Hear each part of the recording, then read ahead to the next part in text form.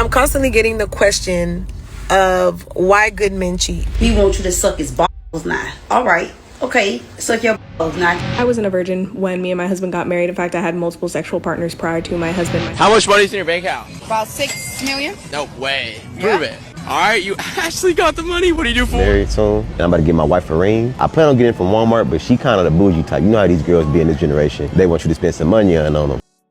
Ah, shit. Had it go again. But I ain't got that money on the spend. What's your question? Should I get her a ring from Walmart? How she gonna know it came from Walmart? I'd be hurt if she found out like 10 years later and then she break up with me. Oh, I was married for 40 years.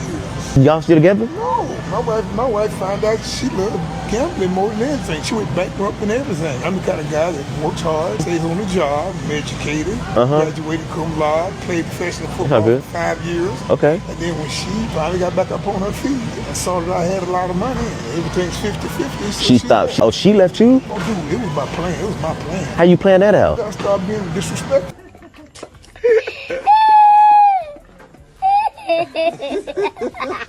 When we go places, I like being, I just get up, walk in, get in my car and leave. So I never let her drive. Why do you leave me in places? I said, I'm not gonna get in an argument with you. When I detect that disrespecting you, I'm not gonna say what the f is wrong with you. That's what they expect big black men to do. Right. Then they got you on the news saying, oh, he tried to hit me. Ex-pro football player, I'm a linebacker, so he said he beats women. I said, no.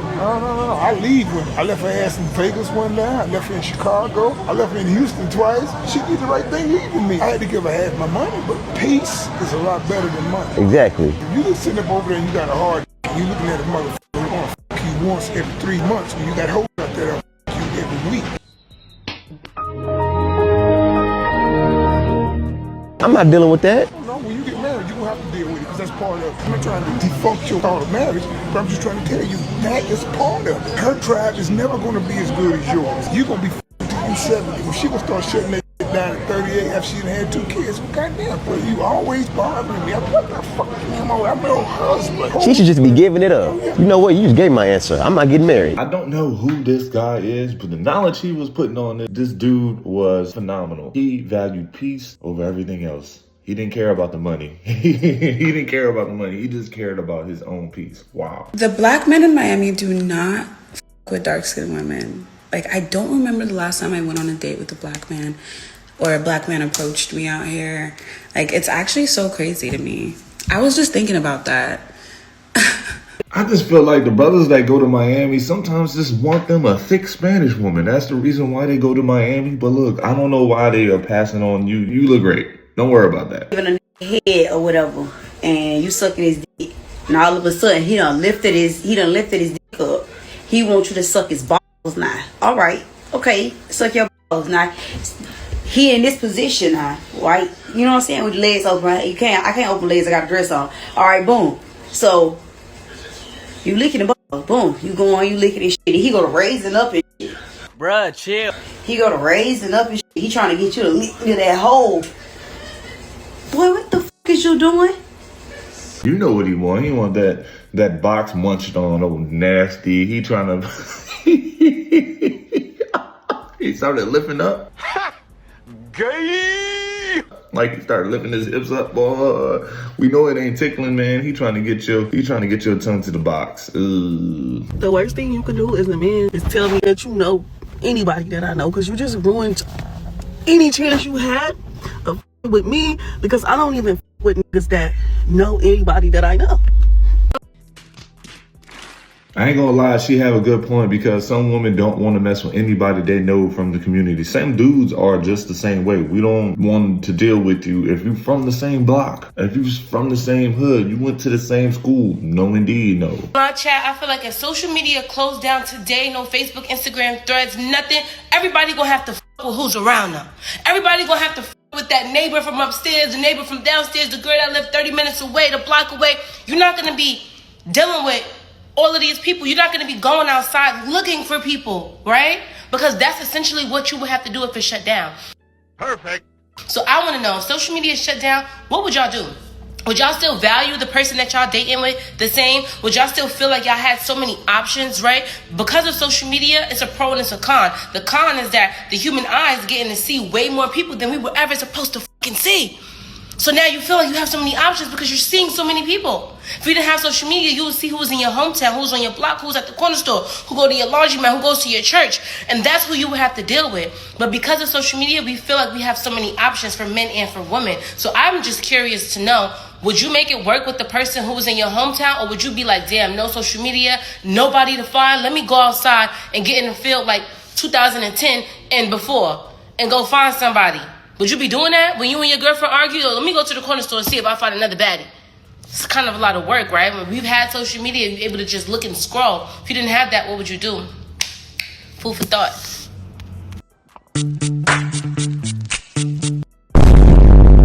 Back to old school way of dating anyway, man. Some of y'all don't miss like writing love letters and folding it up and just sliding it to the next person like on some high school, middle school type stuff, man. I ain't gonna lie, those was the days, bro. Like if you take away social media, man, and have more intimate interaction, man, I think it would be great for the mentality of some individuals, a lot of individuals, more like a generation of individuals. Wow, incredible. Everything is so baked in microwave now, they think they can just slide in the DMs, ask a girl if she wants to get hot wings and go smash. It's just not that easy, I'm assuming, but some girls don't even know any better. They're gonna be like, yeah, give me a 10-piece, let's go hang out. This guy on TikTok just asked, should pipe welders know how to fit and weld? I said, hell no. Because if I gotta fit and do your job, on top of being stressed out, making sure that this shit pass x-ray, bitch, I'm gonna need a pay raise. ASAP. No, it's a no.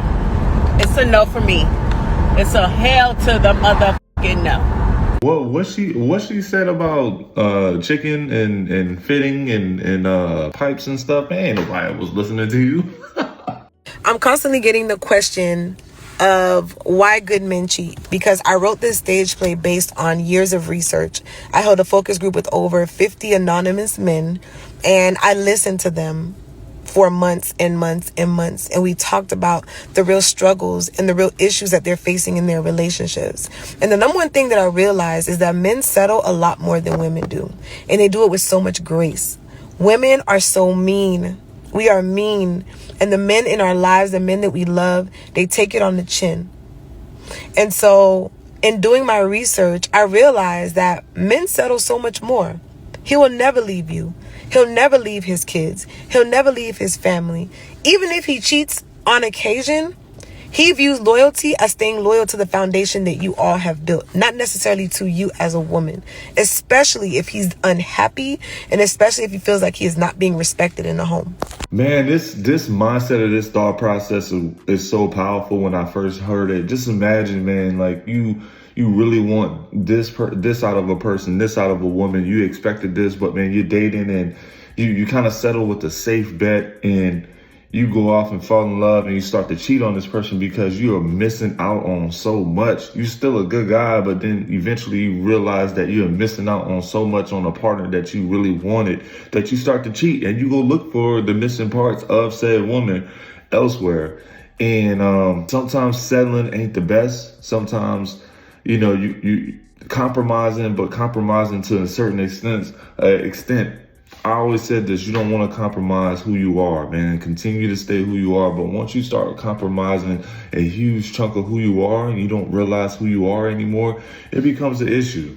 I wasn't a virgin when me and my husband got married. In fact, I had multiple sexual partners prior to my husband. My husband actually was a virgin when we got married. And the concept of test driving a car, as reluctantly as I am to admit this, was something I did worry about. I had this deep-seated guilt when me and my husband were dating and engaged, when it would pop in my head and I would worry about it, because I was like, that's such a whore thing to think. Which, yes and no. The concept of thinking someone as a car that you need to test drive prior to deciding whether or not you want to buy it, disgusting and whorish. You should never think that. Now, worrying about your sex life as a married couple is not bad. That is actually very important, which is why the Bible talks about it so much. I'm very blessed to have lots of friends that have been married for as long as I've been alive. And one thing that all of them have said in common in regards to sex is that your sex life changes. It fluctuates. Your sex life when you first get married versus 20 years down the line is not going to be the same. What you're into is not going to be the same. What gets you going is not going to be the same. And to compare someone to a car in that way is just, admitting that you have a very selfish view of sex, which is a very unbiblical view of sex. Test driving a car means you're testing the car to see if it fits what you want,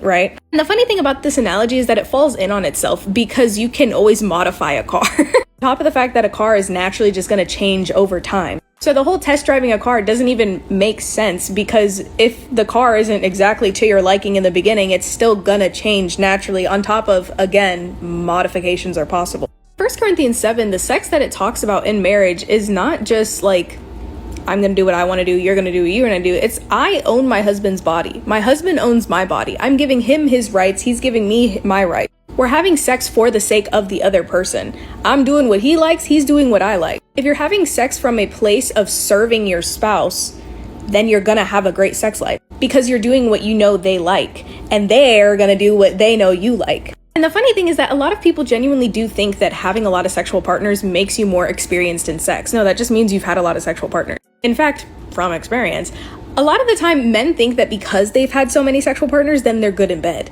That just means you got a lot of women in bed, not that you're good at it. And because of this, they'll automatically assume that they know what they're doing, when a lot of the time they don't. The majority of men, the issue that they have in bed isn't their experience, it's their lack of servitude and their pride getting in the way of them asking, what do you want me to do? Now, obviously, a lot of women like the man taking more control and da-da-da, but then that's something you need to communicate. What does that mean for you? You actually talk about these things with your spouse and get to know their ons, their offs, their yes and nos, then you can give them what they need. Versus assuming because you've had sex with a bunch of other people that have different ons and offs that you know what your partner would want. That doesn't make sense. That's like assuming that since you've cooked for a bunch of other people that you're gonna automatically know what your spouse wants to eat for dinner. People aren't objects. Comparing them to such is disgusting. And good sex comes when you actually try to serve the other person, not from experience. Man, that's crazy, dude. That is crazy.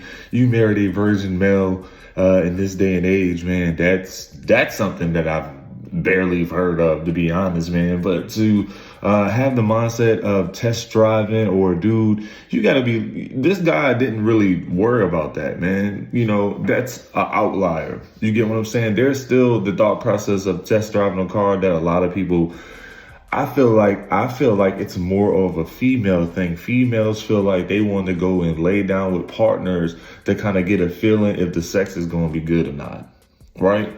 They go and do that, and then if it's good, they continue to date this person. They call it test driving a car, and it's a low vibrational mindset, in my opinion. Like, why would you want to just put your body on the line just to see how it is? Like, you don't want to build a true relationship or friendship, or even get to know the person that you're dating, you know, to go the distance. But you would rather let them smash on the first night or the second date just to see if it's about anything. Like, make it make sense. But, you know, I'm glad that you felt some sort of guilt in your omission here. But like, hey, you know, it worked out for you. It worked out for him. You know, I guess at the end of the day, y'all married. He put all that behind him. You're his partner now. He cherishes you. Good for you. Good for him. And there's because I got cracked last night. Yeah, this nigga mad as fuck. The baddest got cracked one time. I had sex one time. That nigga wouldn't shoot me because I got cracked. Oh, he said he boo. I'm confused on how you think that's cute. Like, you think you humiliating him, but you humiliating yourself, and you don't realize that. So that lets me know everything I need to know about you. Cause baby, it ain't all the way up there, baby. The elevator do not go all the way up. Brother, you should feel ashamed, but get your ass up, man. Pick yourself up, and go find someone else that's going to respect you. And just pick your mouth off the ground, man. It's going to be all right, bro. It's going to be all right, man. The way she's showing out right now, you don't need that. I've been seeing people do this trend where they talk about their non-sexual turn-ons, right? Okay. So I want to do mine. So, number 7. Arm veins, okay? I know that might sound crazy, but you know when a guy just has, like, you know, his arm, it just has a bunch of veins just popping out, just like, ugh, love it. Okay.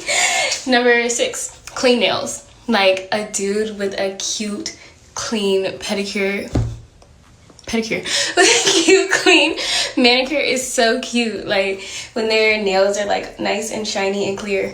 I love it. Okay. 5. Let's see. A man that can cook. I love a man that can cook. If you can make me a good steak, I'm yours. Okay. What else? I should have thought of these beforehand. But eye contact. Ooh, 4. Am I on 4? If I'm on 4, eye contact. I love good eye contact, right? I give eye contact really well, but like if you're just like a guy and you're just giving me crazy eye contact, I can't deal. Okay. 3. Okay, it's non-sexual. I was saying neck kisses, but that's sexual. But what else, y'all? Oh, arms. Like guys with like big arms, I love that so much. Okay, 2, guys with like accents, like any kind of accent. I love it. I don't know why. You can be from literally anywhere, but if you have an accent and it's just cute, he got me. 2.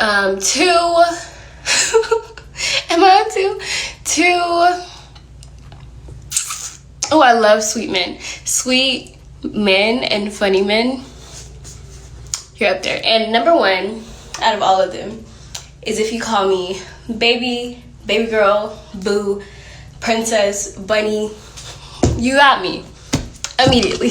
Yo, I'm trying to listen to you make a statement about non-sexual things that you find attractive, but it's so hard when the whole video is kind of have a mix of sexuality in it because of the clothes that you are wearing. I get it though. I get it. Leave me alone. Oh, you must be on the phone. No, I've been telling you leave me alone. No, I don't want to be with you. We don't got to be together. I'ma just trick on it and then come kill that late at night. Crack. Why the fuck would I want a nigga who got a crack to spin the bag? You right. Well, whenever you want a nigga that got a crack to spin the bag, just let me know. Shit. Oh, I'm 21. Come here. Yeah, I'm 21. I could drink now. Come here. Man. Oh, I'm Broadway basketball team. Yo, you look too. Oh my god. I play basketball. I'm in college. For which college team? Augusta University. You know that school? Oh god. You heard me say? I don't know that. What? Bro, I heard you, but that's fake, bro. Number 20. No, this what you doing? We being Bro, watch out. You was just not going. Cause you being a hoe. You was just not going. You was just not Go going. get my food. I bet. Come on. All right, let's walk on. Put that back on. No. Oh, there we go. Now, why you going now? What the hell? Why you going now? I don't want it no more. Why you going now? What just? Oh, you know why? She was so mad, bro. So mad, man. So mad. I actually enjoyed watching that, man. And you're going to get mad that somebody else was giving this man play. And then you was blocked. And then you wanted to come back just to see because you felt like this man was on to something. He was smooth like that. And then you still asked this man for the food that he said he was going to get you. I hope that he did. Unpopular opinion. A lot of women have no idea how to leave yesterday's problems in yesterday. If you already argued about it, talked about it, expressed your feelings, your emotions, and came to an understanding and resolved the conflict, went to bed, everything was cool, why are you bringing yesterday's energy into today's communication? Today is a new day. Stop waking up still punishing that man with attitude, silence, distance, cold energy over something that was already handled. You don't gotta act funny today because of what happened yesterday. That man shouldn't have to keep on repaying for a mistake that you already discussed and moved past. Healthy relationships know how to get a reset the next day. Once the issue is resolved, let's return to peace. Because if every disagreement follows us into the next day, eventually the days are going to end. And now you're going to be trying to figure out why there ain't no good man and why your relationships don't work because you don't know how to resolve conflict and actually let it go. Leave yesterday's argument in yesterday. Guys, at the end of the day, you got to learn how to talk to your partners and work through your issues by talking through them, man. Don't do like 50% of the other men where they just sit there and they just try to internalize things and shut up because, man, them complaining isn't a manly thing to do, right? Them trying to talk about emotions isn't the manly thing to do. No, look, man, protect your own self-peace and your emotions and your mentality, and y'all talk about this shit under some conflict resolution. How much money's in your bank account? About 6 million. No way. Prove it. All right, you actually got the money. What do you do for work? My dad owns Krispy Kreme donuts. There's no way you can buy a Dunkin' Donuts for 140 thou wow. Really? Really? I love proving people wrong. But you know what? Let's make it hard. I'm in Tampa, Florida, right? I want that shit to be right down the road. It's gotta be within 5 miles. Cause I don't wanna waste my time going to that place. And you know what? I don't wanna do the damn work. I want it absentee owned. That means I don't wanna do the work. I want it 5 minutes from my house, so I wanna spring in there and check on it. And it's gotta be cash flowing something good. And I only can spend 140 thou wow. You're checking? You're following? Now if I can do it, you gotta give me a like and follow. But if I can't, I owe everybody on this app $10. I got 300,000 followers on TikTok. I got about 1.5 million, so I'm broke as hell if that's the case. So let's go. Let's try to find a Dunkin' Donuts, 140,000, right down the street, absentee owned, cause I don't want to do the damn work, and that's cash flowing. Let's go. I'm come over here, business finders, businesses for sale. I'm gonna click Florida, boom, industries, let's go. I want coffee, so I'm gonna put coffee. Let's go Tampa, Florida. I only have 150,000, boom. I'm gonna come over here to more filters, and I wanna be absentee, cause I don't wanna do the work. And I'm gonna type in Dunkin' Donuts right here. Well, my friend, what do we have here? Gas station, convenience store, Dunkin' Donuts. So it's a gas station with a Dunkin' Donuts in it. We want a Dunkin' Donuts, right? $139,000. Word, Tampa, Florida, right down the road. This is my county. Cash flow, money to you, 75,000, right? Why is this person selling it? Okay, you know, screw that. Let's get to the good stuff. Absentee owned. You don't even gotta work there. It's already operated. All you're doing is paying for the name, and you have to pay a prior royalty on that, probably 5%, but who cares? It's free money, right? So, as owner retiring, look at the sale. He has 6 employees. He will train you for 2 weeks. The Circle K owner must approve you, but who cares? Just be nice to some dude for 20 minutes and say, I'll pay you every damn month rent. Who cares? Why do people challenge me? Right? So now, you know, what is it, $140,000? 10%, 20% down? That's what, 20, 30, maybe $40,000? You got an asset that produces $75,000 a year? You got your money back in 1 year. You got your money back in damn near 6 months. Come on, man. Y'all need to do better. Like and follow. Let's get this money. Well, here you go, bro. If you really wanted to get, you know, a small business started, man, there you go. I hooked you up with a video. I wanted to say this was a little info nugget for the end, man. I appreciate y'all for watching. Don't forget to hit the like button, comment where you watching from. Comment, good day. It's my birthday. So, y'all throw the hype button on, man, if y'all have a hype, because I need one of those, man. That's all I ever asked for. Y'all hype the video and like the video and comment. I appreciate y'all. And if you watch this far, wish me a happy birthday. I know you made it to the end of the video. I'll see you on the next one. Don't forget to subscribe.